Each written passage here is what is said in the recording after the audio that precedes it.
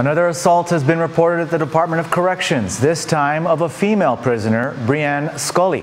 Her attorney, Curtis Vandeveld, is demanding immediate protection of his client in light of the recent deaths and assaults of prisoners at DOC. PNC's Janella Carrera has our top story.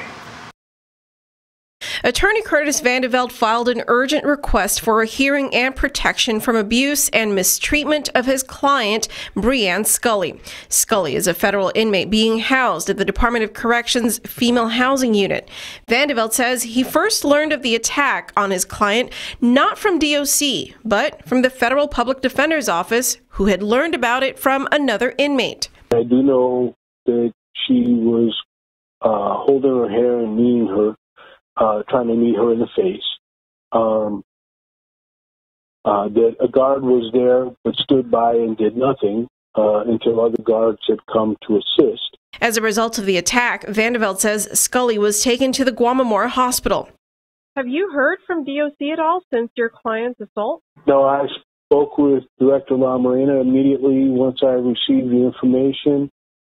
He said he would look into it and get back to me, but that was the response I got back on November 7th when I sent my earlier message about the problems. To make matters worse, Vandeveld is alleging that DOC attempted to silence Scully following her assault.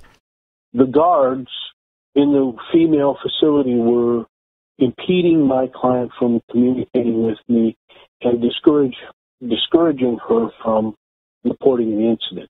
Although Vandeveld could not disclose the identity of the alleged attacker, he says this female inmate has a record of attacking other inmates and was reported to have some mental health issues. Scully, he says, shares a cell with other prisoners, and he also says that the female facility has no system of segregation. At one point, she was being housed in a unit where there were 5 people, so people had to eat their dinner sitting next to the toilet.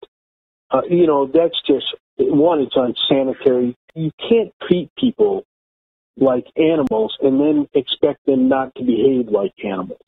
And in light of the recent assaults, one that sent a prisoner to the ICU and in a coma for several weeks, and the other resulting in death, Vandeveld says the safety of his client is clearly compromised, and he fears this case may just get swept under the rug. As a community, we should be ashamed that within the last 3 years, 3 people have been, the last 3 or 4 years, people have been beaten to death or nearly beaten to death.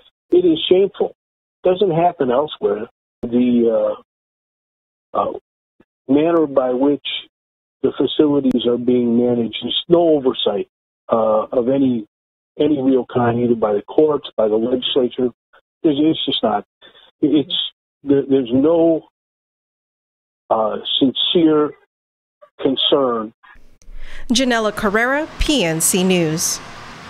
Late this afternoon, DOC Deputy Director Kate Baltazar responded to our request for comment, saying, quote, preliminary reports indicate that this morning another female inmate pulled Scully's ponytail.